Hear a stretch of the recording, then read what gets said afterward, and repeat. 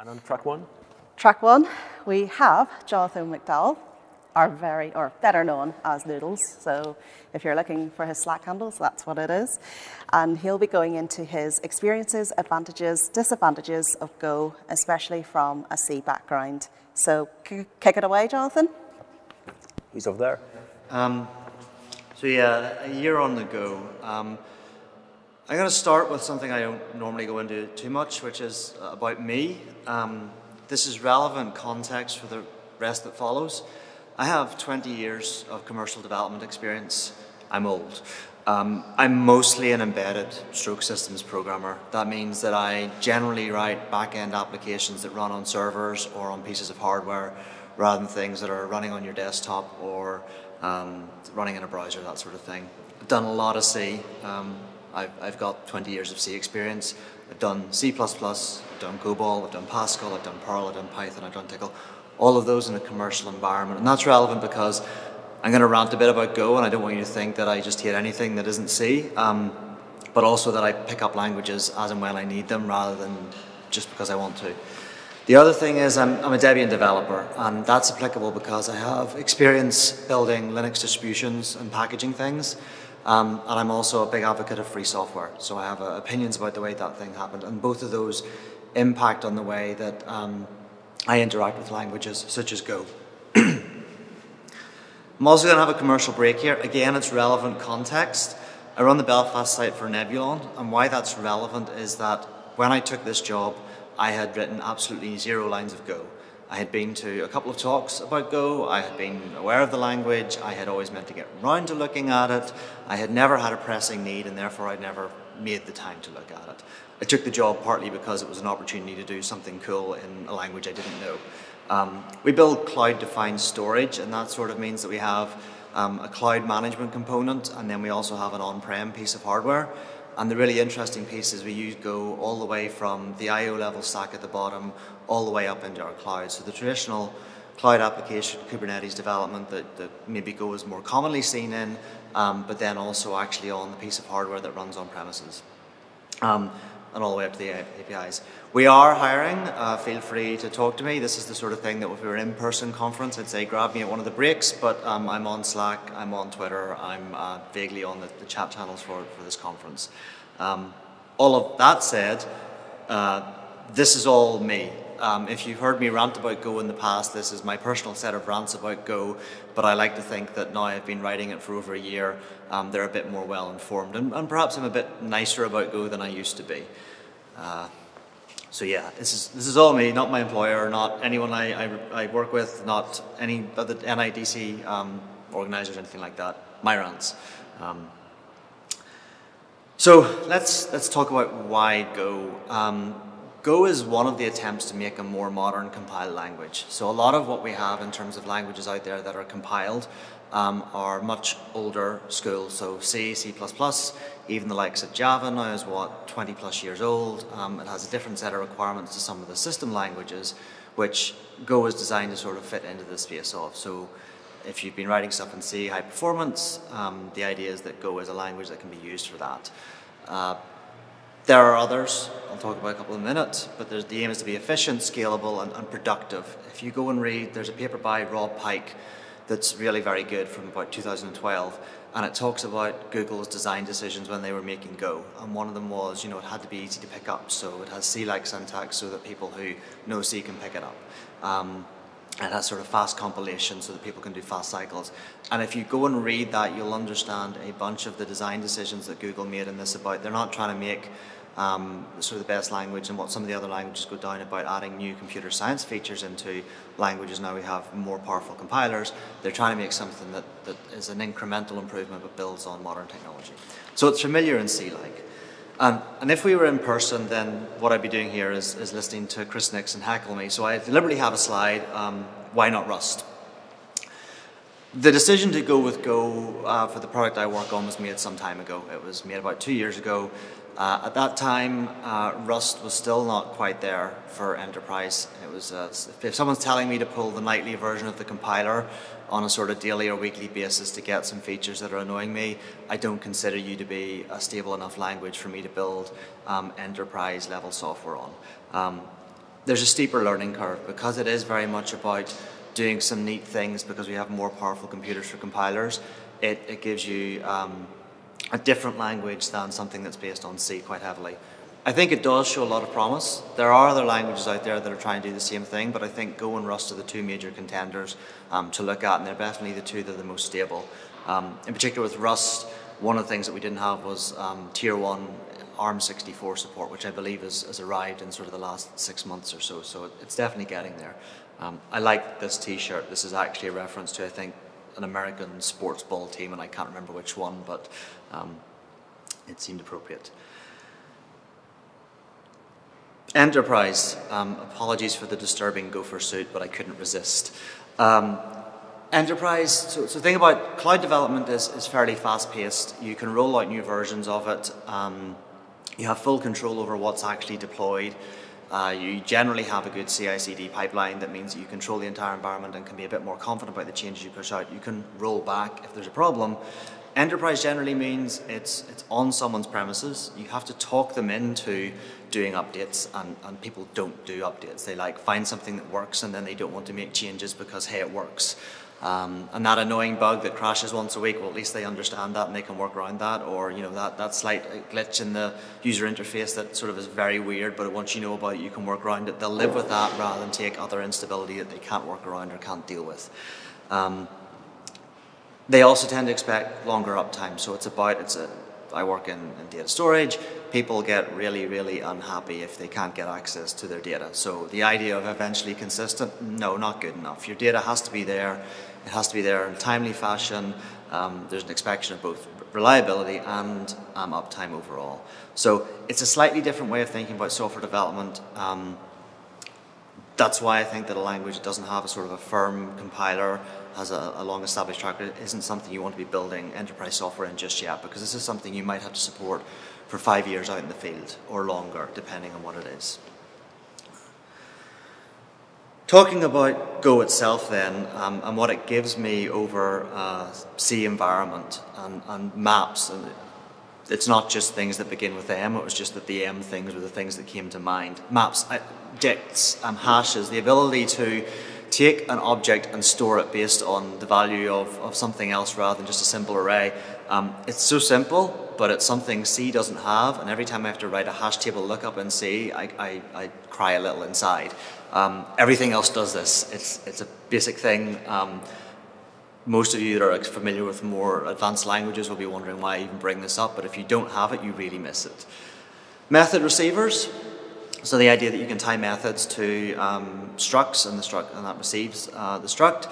That's actually quite nice in terms of this halfway house between full object orientation and just bare functions that you get in C. So I've actually found those much more useful than I would have expected in terms of things like encapsulation, being able to design clean interfaces, and that sort of thing. That they've been really quite convenient. Multiple return values, that turns out to be quite handy rather than passing things in as a pointer so that you can return a value in it and then also return an error code. You can just return the thing that you're interested in plus the error code. I didn't put strings on this. Again, strings are one of those things that every other language than C just makes easy. You can add strings together, you can put things on strings, the memory allocation happens automatically. Most other languages don't make it quite so easy to overflow a buffer with a string as C does. Go again adds in proper string support and being able to do that. I haven't had to fight Unicode in it too much. I'm not doing anything weird there, so I'm not sure off the top of my head just how good it is, though I do expect that it actually has proper Unicode support, which again, C doesn't. Things are byte strings and that's what it is. Concurrency is the big thing that comes with Go. People make Go routines, they're easy to spin up. You can literally, with one extra word in front of a function, spin it off in its own thread. That's quite nice. That's much easier than doing pthread stuff. They add in channels to effectively give you a way of doing message passing between your Go routines, but there's not really anything else groundbreaking that Go adds there. So if you have a model where you've got lots of workers and each worker is independent and you can throw things off to a worker thread and then it will eventually give you the answer and there's no interaction between those threads, Go's superb. So in a microservices architecture where you've got lots of web requests coming in, they don't really need to talk to each other. They're going to go and talk to a back end, do some processing of that information, then feed it back to the client. Goes great. Not so great as soon as you get into anything that actually requires shared access to a resource. So you can shoehorn things into channels and do this, but if you're trying to build a back-end database that's all trying to access the same data store, channels get to be a bit sort of convoluted for what you want to do. Now Go has all of the standard concurrency primitives that you would expect in terms of mutexes, semaphores, shared memory, shared variables. That all works just fine, but there's nothing added there to help with the concurrency side. So I think there's something there that's been missed out in terms of, yes, if you've got worker threads, there's some extra tools that make it much easier, but if you're actually doing something that needs shared access to a resource, it's much harder to fit that into a proper Go idiom. And I've talked to people about this, and all they've come up with is ways to shoehorn it into channels rather than actually telling me I'm missing something massively. So I don't think I'm being unfair in the language here. And what it adds is better than C, and it doesn't take anything away. I just think that there's some extra work there that could be done to actually improve that sort of concurrency operation. Packages. This is ecosystem features of the language. This is good. I sit on the fence. I've ranted about the packages in the past to people, and I'm still not sure about it. It depends which hat I'm wearing. So if I wear my developer hat, this is great, right? I can pull in a dependency. It automatically gets downloaded. There's a big suite of packages available. So, you know, coming from a Perl background, I'm used to CPAN. Obviously with Python, there's pip. These things let you grab these packages. Even with Perl and Python, they don't automatically get downloaded and put into your build environment and installed into your workspace in the same way as the likes of Go, where it will just pull things down whenever you try and do a build. And that's one hand, that's really good. I really like that fact. It's much easier than trying to install the C library, build it, install the development files, make sure that those things are then on the target machine. But on the other hand, it's quite bad. You can pull in a package and you add one package to your list and it pulls in 20 dependencies. And we're not as bad as Node with all of the NPM dependencies and one-line packages, but you just have pulled in a chunk of code that you haven't properly audited because it's one line in your source file that's pulled all these things in. You're not quite sure what version you've got to, though we've added module support, which now means at least you get the same version next time you compile. And there's a whole bunch of auditing that makes it quite hard. It's like, well, do I need to pull to a later version? When do I know I need to pull to a later version? Why did I end up with the version I ended up with? And there's a set of curation around the packages that, because it's so easy, it's much harder to remember to go and do. And I think that's one of the downsides, and that's one of the downsides that really comes with my Debian head on about, I care about versions of things. I care about, do I need a security update for this package that is really just a point release rather than updating to the latest version that's going to bring in uncertainty. There's still a lot of work to be done there. I don't have any answers for how that should work, but I think that part of the problem is that a lot of people pushing packages out aren't thinking about these things. They just push a latest version. So it's always the latest version, which is bug fixes, major changes, potentially API changes, and you get everything. Building stable versions of packages with security support and bug fixes alone is more work, and a lot of these things are done by people in their spare time. So I get it, but it's a downside of that ease of pulling in packages. Static binaries, kind of the other side of this. Again, with my distro head on, I hate static binaries. So that's when you take all of your dependencies and bundle it all up into one single file that you can then distribute. That's great in one sense. You can. When I started playing with Go, I built some stuff on my build machine, and then I pushed it to my server, and I didn't have to worry about what modules I'd pulled in because everything got bundled up in a static binary. So from one point of view, I really liked it, especially when I was getting started with Go. Again, with my distro head on, if I have a security issue in something I've shipped in a distro, I suddenly have to recompile every single Go package. And I've seen that in the last sort of year or two in Debian, where one of the crypto libraries had a fix or something, and Debian had to basically go and recompile all of the Go tools that were using that library. Whereas if something like libSSL changes, you drop a new library and it's dynamically linked against applications and you don't have to ship everything. You're also not shipping multiple copies of that code. I get why Google did it. It makes a lot of sense for containers. containers. The premise of Go is for a container you could build a single binary, your container would run a single binary and doesn't need anything else shipped in it. If you're rebuilding the world every time you ship something, static binaries are just fine. If your container only runs one application, static binaries are just fine. If you're trying to ship something that runs on someone's desktop, this gets to be a bit more of a problem. And that's not the space I'm sitting in at the minute, but it is a problem I have with the language, that static binaries are a two-edged, double-edged sword. The other nice piece about Go is cross-compiling. It's a standard part of the Go that you can download and work with. You can compile for different architectures and OSs. I build for both AMD64 and ARM64 as part of my day job. If you've never had to cross-compile, you really won't understand how amazingly useful this is. So the idea that Go will go and pull down all the packages as source, Go's compiler will cross-compile it for me, and that I can do all of that sitting on my own laptop and build two different entire architectures is amazing. I don't think about cross-compiling on a day-to-day basis. We have some C libraries we link against. That's the only cross-compiling complexity I deal with. But essentially, we can now build for embedded hardware, more limited platforms on sort of big, beefy AMD64 based servers, and yeah, nothing else I've used does this as well. I have played a lot with C cross compilers, and they're always a nightmare. Rust may do it as well. I haven't touched that, but Go has been a really good experience from that point of view. Debugging. This needs some work. And some of this might be my familiarity. I'm obviously very familiar with working with the C environment and how to debug that, but equally I know how to debug a bunch of stuff with Python and Perl and pieces like that. Delve is the Go debugger. It's trying to be GDB, but it's missing a bunch of the features.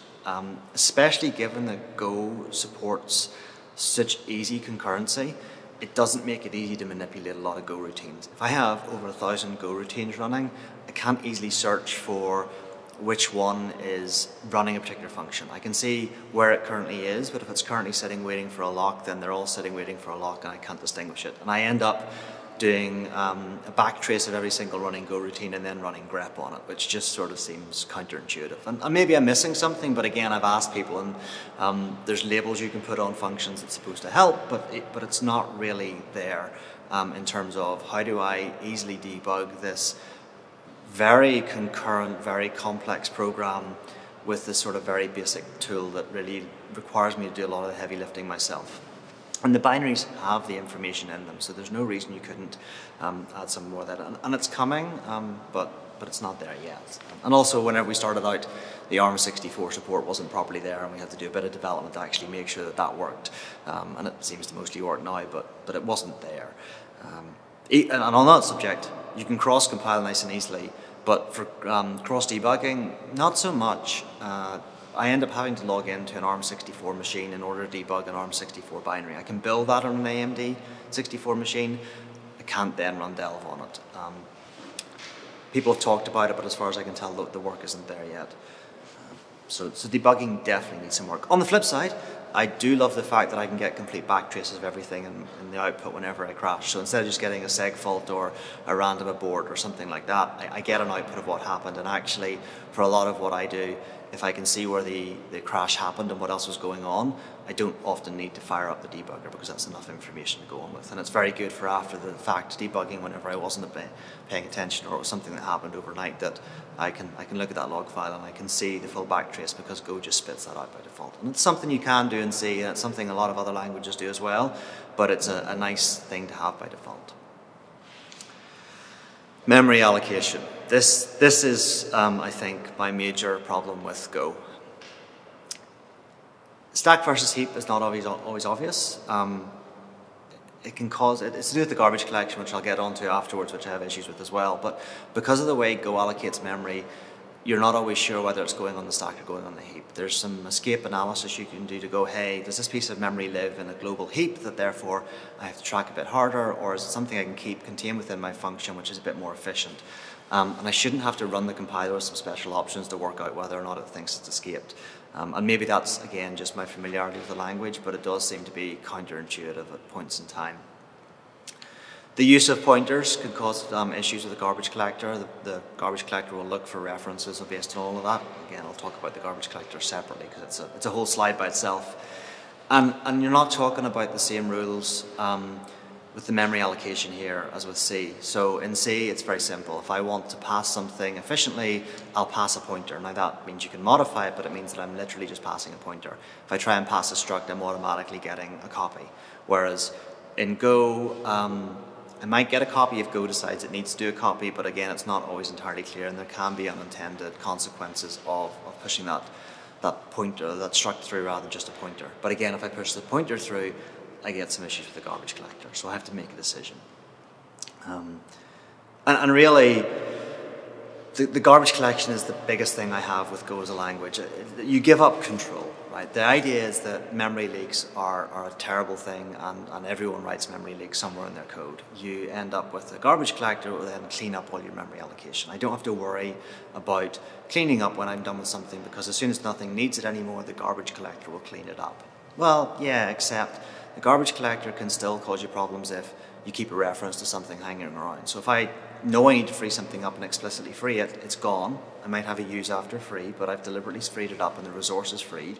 With the garbage collector, I have to make sure that I haven't accidentally got a pointer hanging around to it in some other structure somewhere. So you still end up with the potential to have memory leaks, and yes, I've written memory leaks in Go because I can write bad code in any language. The hope is it makes it easier. But again, the garbage collector takes work. So if you're actually used to working in an embedded environment, then all of a sudden you've got the runtime of your code that will actually go and stop and go and look at things and take some CPU away from you, and potentially mean that your latency access is not quite what you expect. And if you go and look on the web, there are countless articles out there about people trying to trick the garbage collector. My favorite one is the folk building a web application who basically allocated sort of 400 megs of memory because the garbage collector only kicks in, I think, whenever you've used up half of the available space, and that meant that their available space would hit another 400 before it would start to garbage collect. And if you're having to do those sorts of levels of tricks, I think it indicates that there's some more tuning that needs to be available within the language to give you some more control back there. On the flip side, it does mean that you can easily sort of allocate things. Things like the string allocation, things like freeing that up become much easier when you've got a garbage collector involved, rather than having to explicitly go, oh right, I reallocated that because I needed more space, I need to go and free it. This one's the hardest one to deal with for me. I think talking about embedded systems, when I say embedded earlier, I mean a system with an OS. So I'm actually able to run a full OS. And that these days means Linux. It actually means they're quite powerful. You've got gigabytes of memory. If you're trying to run this on a true embedded system, I don't think it's going to fly. Like an STM32 with 192K of memory, Go is going to be extremely difficult to get running on that. Whereas I know Rust will work on that, and of course C, perfectly happy to write some C on that because you can cope with the constrained environment. So I don't think Go goes down quite as far as it could, partly because its standard library is doing things under the hood like the garbage collection. On the flip side, the standard library is superb. So things like being able to make web requests, those being part of the standard library, the crypto routines that are generally available as part of Go, just having that sort of full suite of functionality that we kind of expect available but not cluttering up the language. So the language itself is still nice and clean and easy to use, but that ability to pull in packages gives you that ability to have a nice full-featured standard library that doesn't pollute your namespace too much. So I like that. So I've raced through this, I think. In summary, some of my problems about Go, I'll accept, are my relative newness of the language. I have a year and a half-ish experience with Go. I have 20 years experience with C. I am much more comfortable with the warts of C and the limitations. Some of the problems I can see are the price I pay for the benefits. So the garbage collector, the price you pay is then suddenly the OS has to do garbage, or the runtime has to do garbage collection for you. Equally, the ease of pulling in packages is something you then pay for, is that, well, I have to do some curation of that rather than sort of having to pull it in the first place and doing the curation up front. I don't hate it as much as I thought I would. I have picked it up and written some personal projects in it. I'm still more of a C developer than a Go developer in my spare time, but I do like it as a language. I find it really interesting to sort of look at that and take that next step into a language that is supposed to be better than C, has a lot of the same features, and is an easy enough one to pick up. But at that point, I think, even though May's telling me I have 5 minutes left, I think I'm pretty much done and I'm ready for questions. So thank you for listening to my rant about Go. I have to say that the NIDC folk have done a wonderful job in getting this sort of space set up and making it nice and easy for us presenters. But, thank you very much for your time. Hello. Well, that was a good talk. Thank you, Jonathan. Really appreciate that. And of course, we've had Slido up and running, and got a couple of questions in just for Jonathan to answer. So, thank you. So that was really good. And I thought you were bringing a gopher in. Yeah, no, I should have brought a gopher. I wasn't sure what the policy on live animals was. I was just remember seeing your Twitter. It's like, we got a gopher. I was getting excited. I thought I was going to have an animal to pet. Yeah, so got a couple of questions come in. So Kieran was asking, did you get a chance to use Go in the AWS Lambda environment? No, so our cloud-based environment is EC2 with Kubernetes and Go binaries based on that. The only Lambda experience I've got is with Python, so I haven't touched Go there. Yeah. Do you think you will? I'm not a big fan of serverless. I can understand the need for it, but in general, probably not likely to touch that myself anytime soon. Yeah, no worries.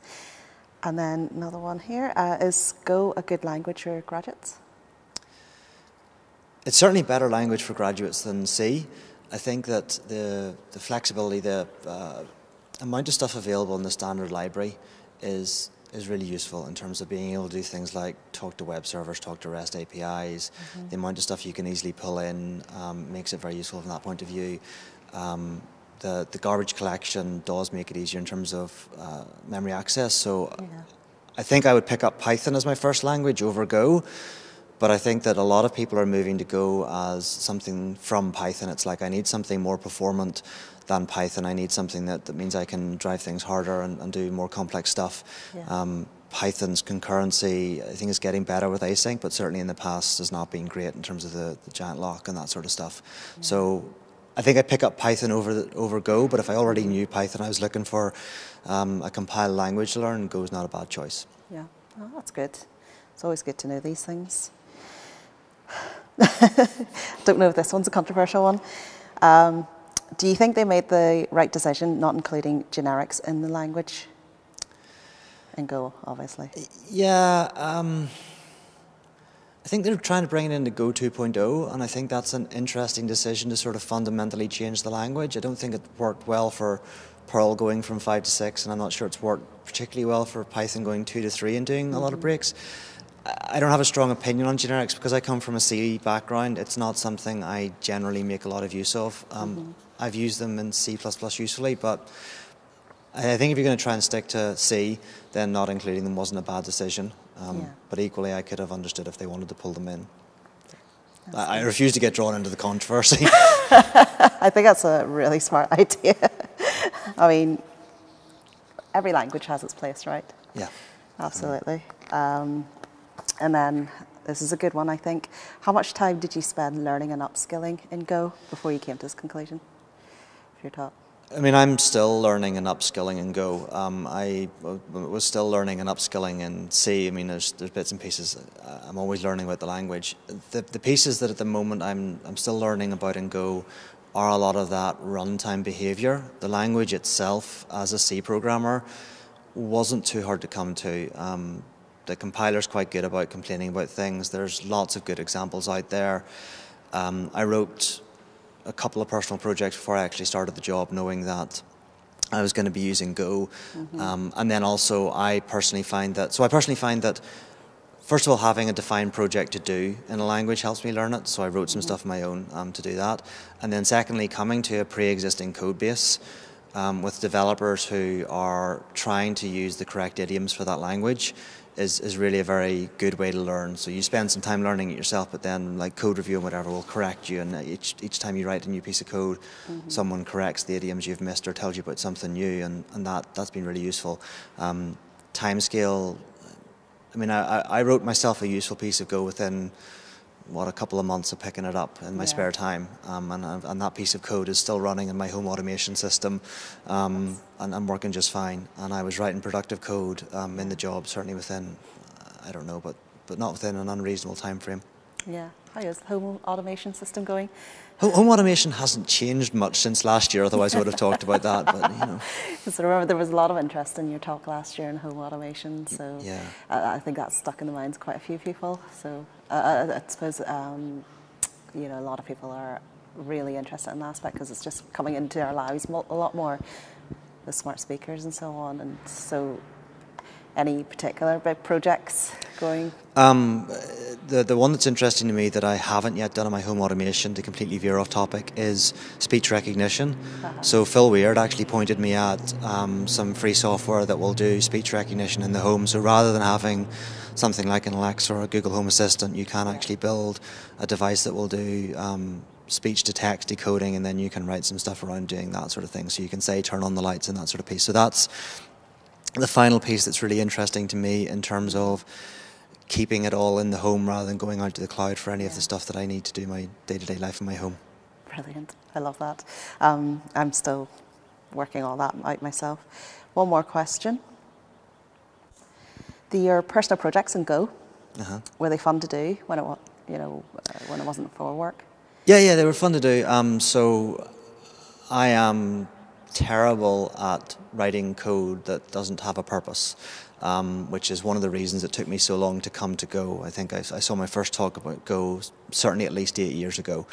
And I sort of always meant to get to it, and it was having the job that gave me the reason to actually look at it. And when I came to something, I had to have a reason for it, and that it has to. I'm big on being entertained, right? Don't do anything unless, on the whole, it entertains you.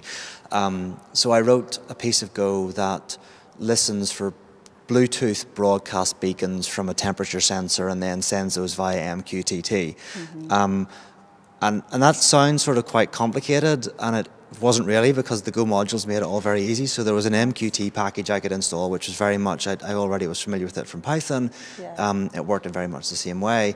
So that was kind of fun to get working, because at the end of it I had something that was useful to me, and I tend to find that's the way I learn a language, if I do something that's useful to me or comes out of it. So I'm not one for going and doing, I keep meaning to do Advent of Code, and I start Advent of Code every year, and I get through like 2 or 3 days of it, and then I forget about it, and then I'm like, oh, I'm not going back to it, because it's, you know, very much a day-by-day thing, and it just doesn't suit my way of learning. Yeah, because that sort of forces you rather than... But I know a lot of people have used Advent of Code, which, if you don't know about it, is a thing that runs in December, and every day they give you a new challenge and you have to solve it, and then you move on to the next level. And there are, I think, people on the NITech Slack who have a leaderboard and do it all together, but I'm terrible at it because I do 3 days and drop out. People use it as a way to learn a new language. Here are a set of problems to solve in a language I don't know, and it will give me these challenges, whereas I'm like, who's got the time for that? Yeah, I'm something similar. I would start it and then, oh, I forgot. So if it's not work or a personal project, it kind of gets forgotten. Another question here. They're flying in. I was not expecting so many questions. People are interested. People are awake. I was kind of thinking morning slot, everyone would be asleep. Saturday morning was safe. But you're hoping no, you're not getting away with that.